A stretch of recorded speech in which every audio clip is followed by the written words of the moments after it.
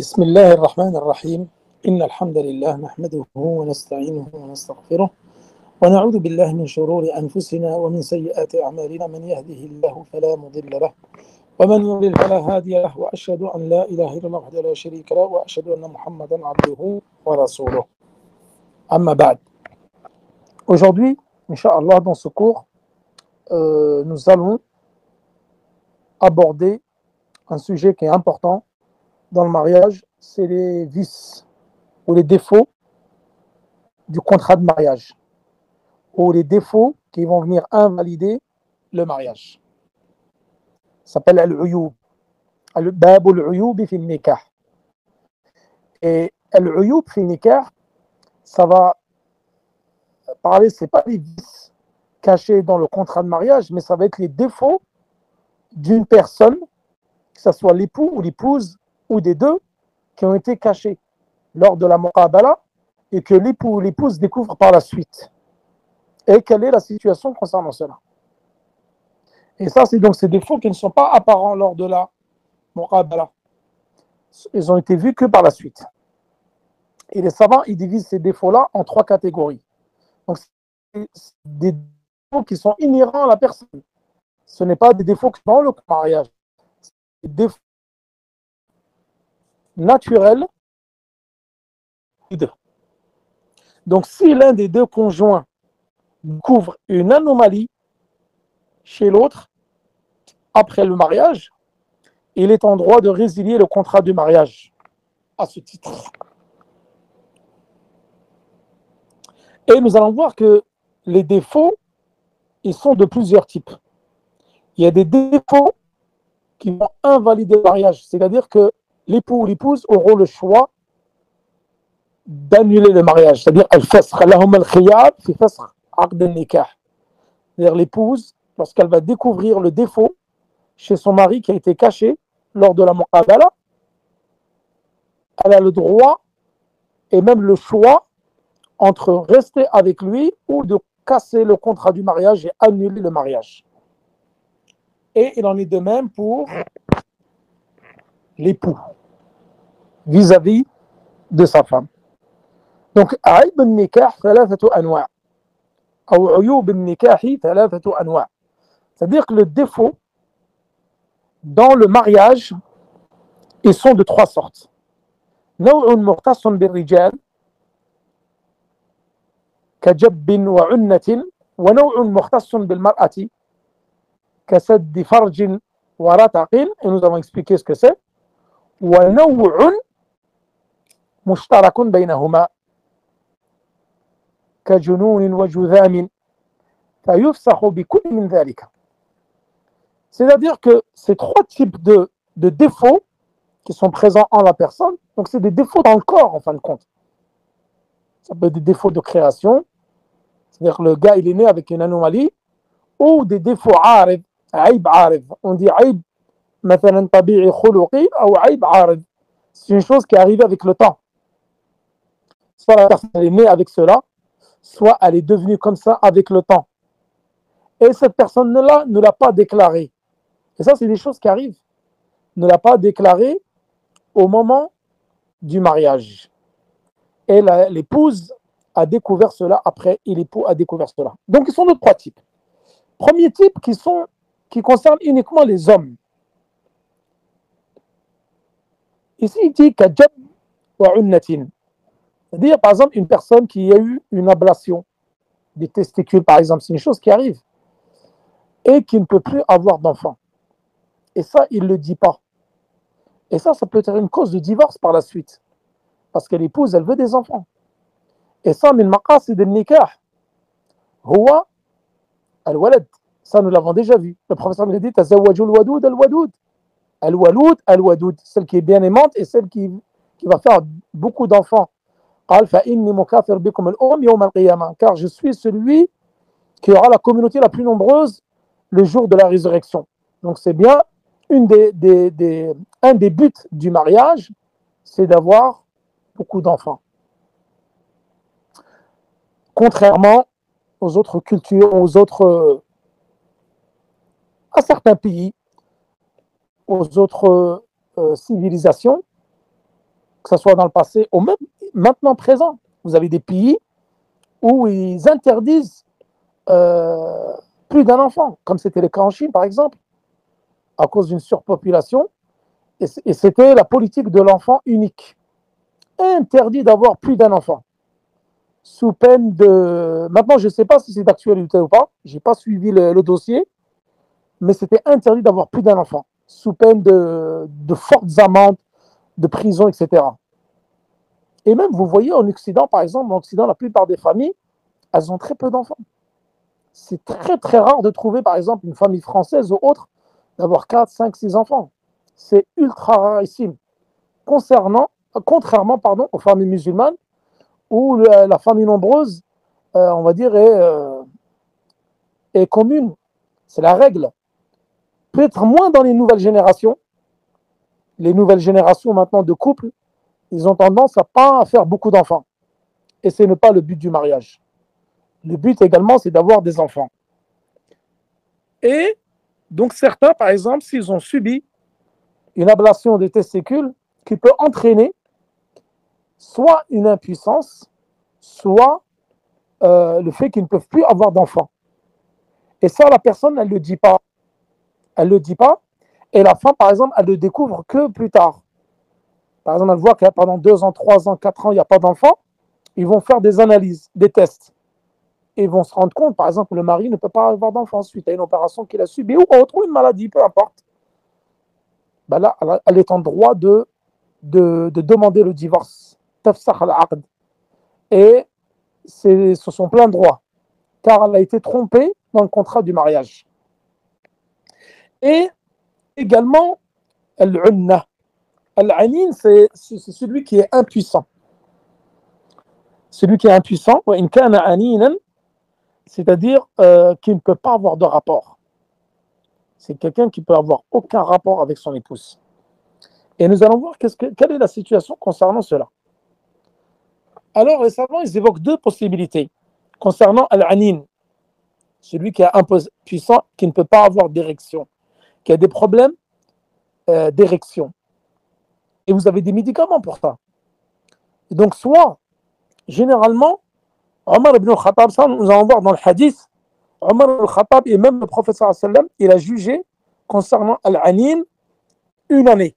On lui donne 1 année parce qu'il se peut que cette maladie-là, c'est une maladie qui est survenue et qui peut être traitée. Parce que maintenant, il y a des médicaments qui traitent les problèmes d'érection. Et dans la sunna, pendant 1 année, tu attends que la personne puisse se soigner et rectifier ce problème-là. Et si au bout d'1 année, cette personne-là ne peut pas avoir d'érection, donc ne peut pas avoir de rapport, alors la femme doit, ou elle a le choix, de résilier le contrat de mariage. C'est une clause de divorce, de résiliation. Elle annule le contrat de mariage. Donc ça, c'est bien, c'est important de le connaître. Donc ça, c'est des uyub qui vont toucher l'homme. Et nous allons voir qu'il y a des uyub qui vont toucher également la femme.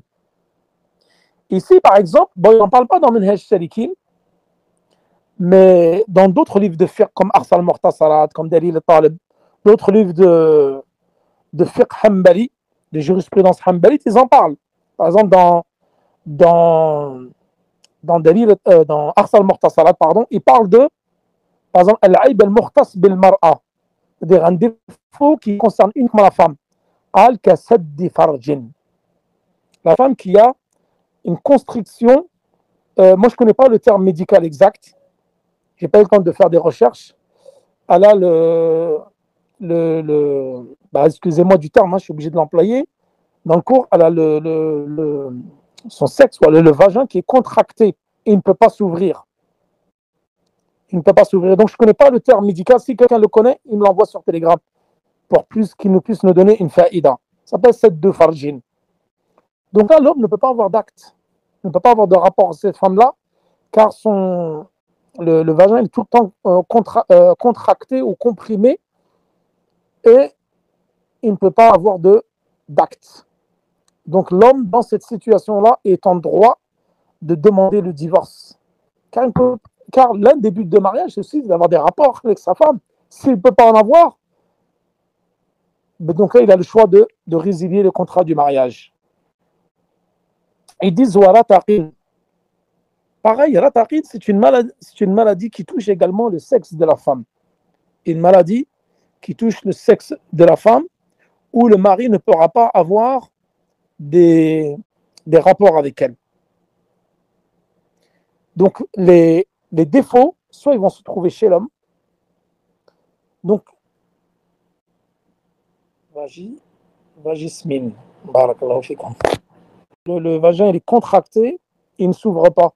Donc, la personne, elle peut, bien sûr, uriner, tout ça, mais il ne peut pas avoir de rapport. Donc, ça, c'est un motif pour résilier le contrat de mariage. Parce que la personne n'a pas prévenu lors donc de l'acte de mariage ou lors de la muqabala qu'elle avait ce défaut-là.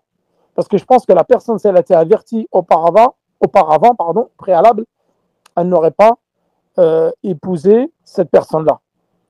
Et donc la personne, ce qu'il y a, c'est qu'elle doit faire des analyses, elle doit subir un traitement. C'est une maladie qui est curable, donc qui peut se soigner, la baisse. Donc la personne, elle reste avec elle le temps qu'elle soigne sa maladie et poursuivre leur mariage sans aucun problème. Mais dans le cas de l'homme, il y a deux situations. Donc comme Omar ibn Khattab, il a jugé par cela aussi. C'est-à-dire qu'il a donné à quelqu'un qui était anin, c'est celui qui est impuissant, une année. Et si pendant une année, il ne peut pas avoir de rapport, كما ثبت في حديث عبد الله بن مسعود يؤجل العنين سنة فإن جامع وإلا فرق بينهما. Donc ce hadith qui est dans مصنف ابن أبي شيبة وصححه الألباني في إرواء الغليل. Donc ce hadith il a été authentifié. Vaginisme. Ah, d'accord. Barakallahu fikum.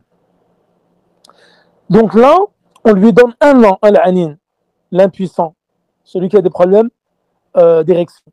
Si, parce que soit c'est naturel, il est né comme ça, c'est quelqu'un qui est impuissant, il ne pourra jamais avoir des rapports avec les femmes, soit c'est quelque chose qui lui est survenu suite à un choc émotionnel, un stress ou n'importe quoi, un facteur externe qui est venu déclencher cela.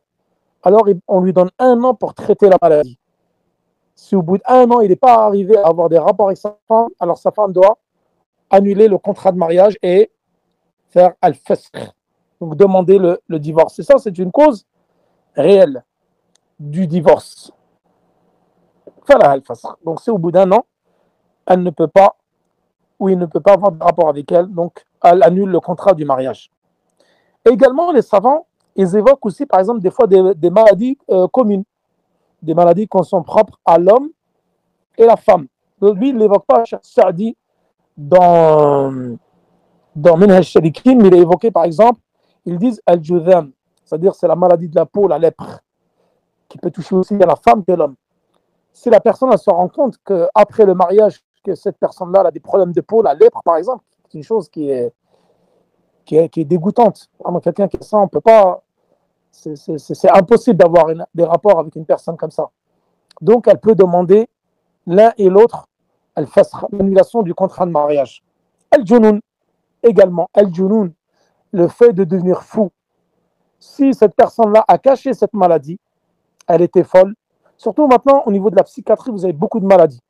Au niveau de la psychiatrie, bon, ils ne sont pas évoqués par le fuqaha dans les livres de fiqh, parce que c'est des maladies qui sont venues par la suite ou qui n'étaient peut-être pas connues en ce temps-là. Ça, c'est ce qu'on appelle dans le fiqh, dans le jargon, an-nawazil. C'est des choses contemporaines qui n'ont pas été vues dans les siècles passés. Peut-être comme la bipolarité, comme la schizophrénie, le dédoublement de la personnalité. Tout ça, c'est des choses, c'est des maladies qui peuvent être invalidantes pour l'autre. Déjà en elle-même, pour la personne, mais pour l'autre, par exemple, elle peut ne pas supporter ce type de maladie.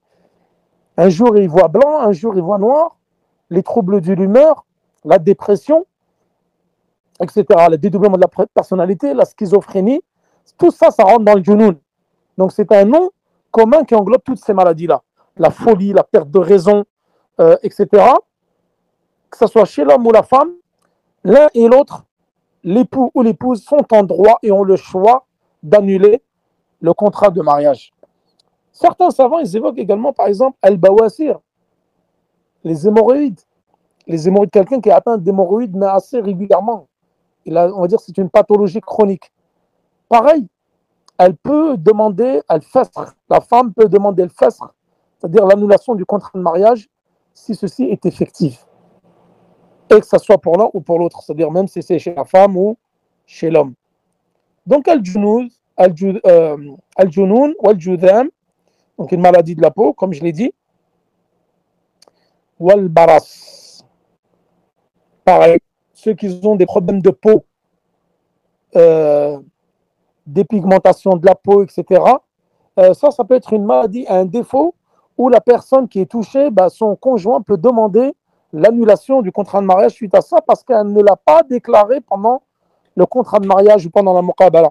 C'est pour ça que tous ces problèmes-là de maladie qui parfois ne se voient pas lors d'une muqabala, les problèmes de peau, normalement, tu peux les voir.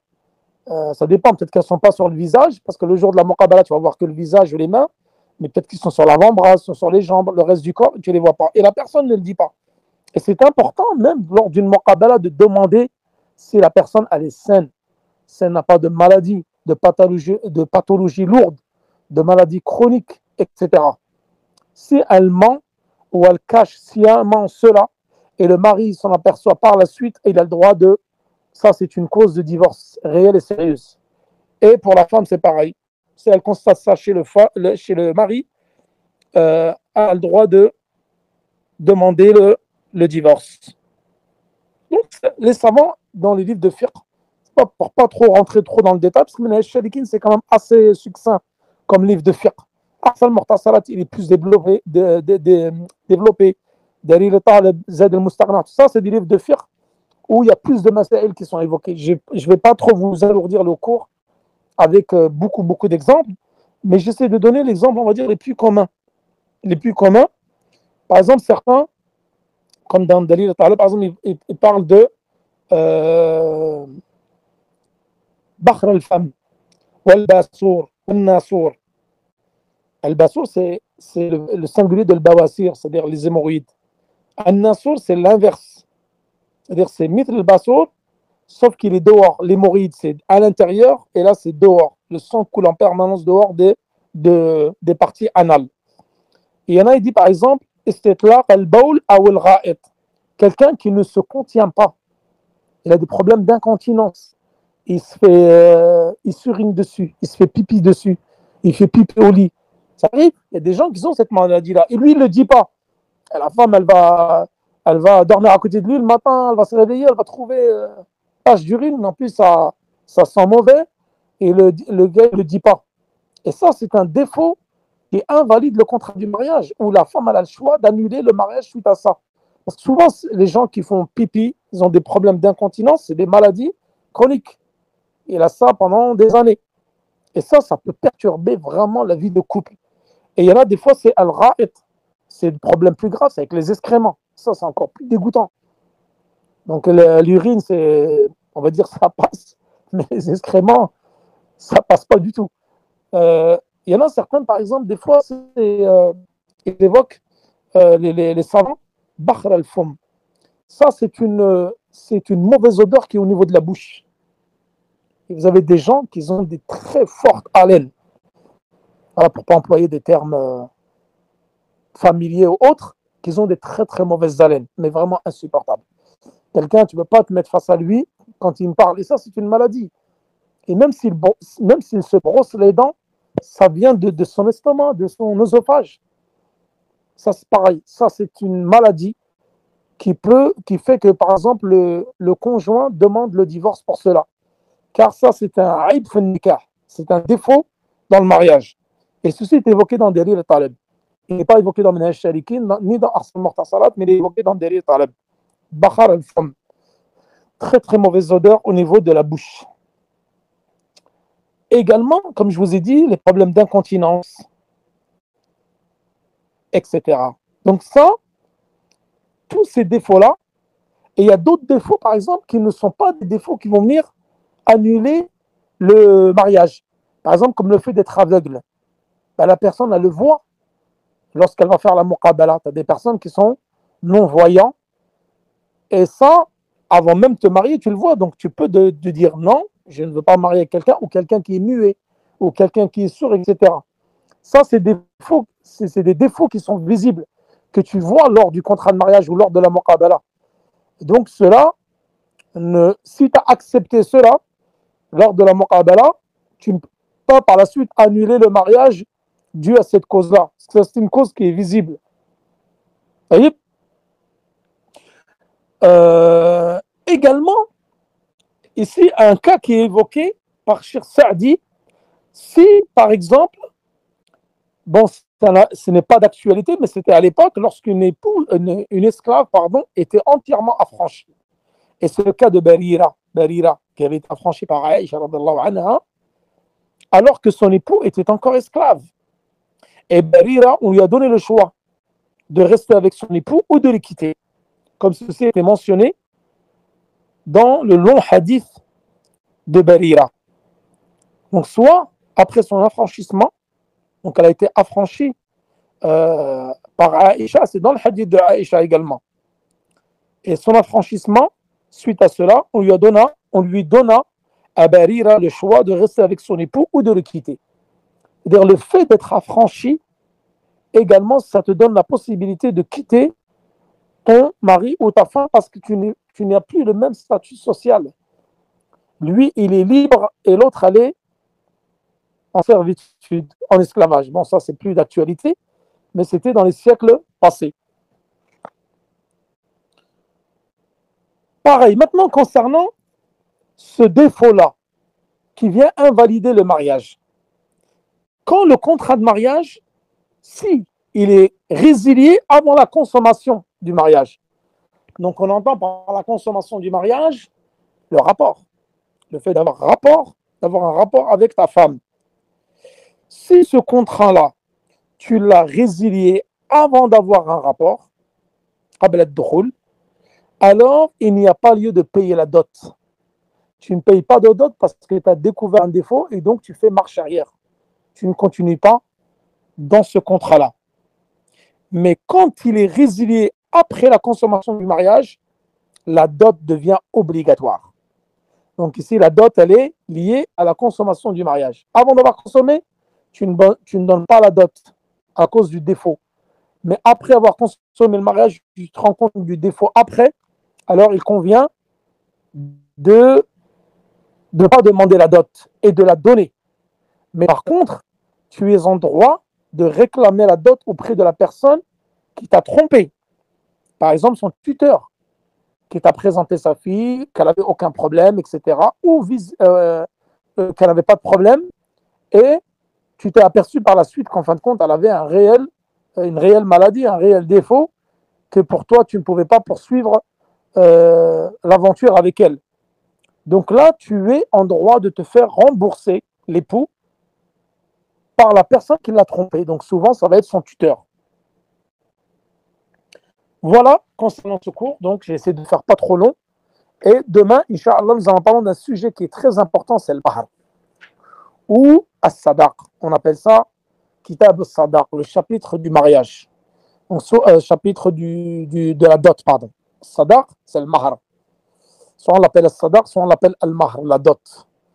Donc soit on va le faire en un cours, soit en deux cours, parce qu'il y a beaucoup de choses à dire dessus, et c'est très important d'assister à ce cours-là, parce que beaucoup n'ont pas compris la notion de la dot. Certains ne la donnent pas, certains la négocient, certains ils promettent de la donner mais ne la donnent jamais, etc. Donc tout ça, nous allons en parler en détail demain. Wa sallallahu ala nabina Muhammad wa ala alihi wa sahbihi wa sallam. Wallahu ta'ala a'la wa alam. Wassalamu alaikum wa rahmatullahi wa barakatuhu.